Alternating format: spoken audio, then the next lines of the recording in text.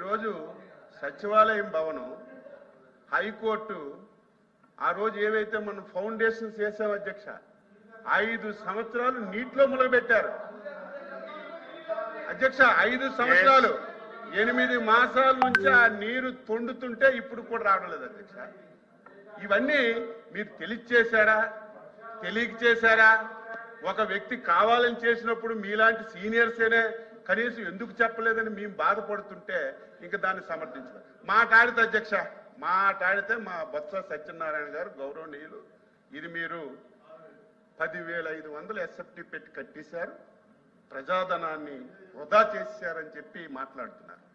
అధ్యక్ష విశాఖపట్నం అధ్యక్ష ఋషికొండ ప్రకృతి వచ్చినటువంటి సంపద.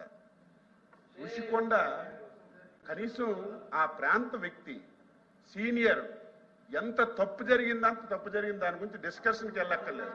ఈ రోజు నేను అడుగుతున్నాను అధ్యక్ష, ఈరోజు కొత్త ప్రాంతం ఫైల్ టెస్టింగ్లు అన్నీ చేసిన తర్వాత కాంక్రీట్ అది బాగా వేసి ఆ రేటుకి ఇస్తే ఋషికొండ కొండ మీద కట్టింది ఎస్ఎఫ్టీ 26,000 అధ్యక్ష. 26,000 అధ్యక్ష. కమోటీ లక్షల కోట్ల రూపాయలు, లైట్లు లక్షల కోట్ల రూపాయలు. ఈరోజు ఏమైంది? అది దేనికైనా ఉపయోగిస్తున్నారా?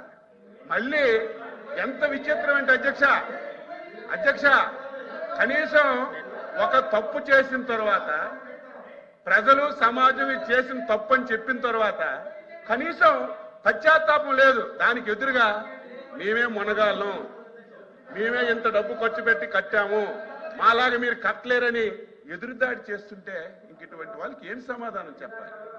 దయ ఉంచి మీరు ఆ వేళ శ్మశానం అని అనడం చాలా తప్పు. శ్మశానం అన్న వాళ్ళు ఈ ప్రాంతానికి 5 సంవత్సరాలు మీరు రాకపోతే శ్మశానం అంటే దానికి అర్థం ఉంటుంది. శ్మశానం అని అన్ని రోజు కూడా శ్మశానంలో మాట్లాడారు మీరు, అది నా బాధ.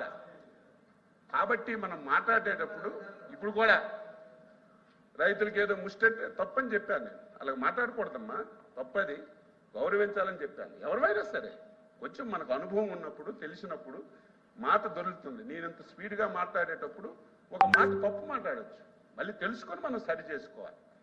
కొత్త వాళ్ళకి తెలియకపోవచ్చు, మీరు సీనియర్. నా బాధ అంతా ఏంటంటే ఆయనకి తెలియకపోయినా 5 సంవత్సరాలు ఈ రాష్ట్రాన్ని కళ్ళ ముందు చాలా తప్పులు మీకు కూడా తెలుసు. ఆయన ఆబ్సెన్స్ లో మీరు కూడా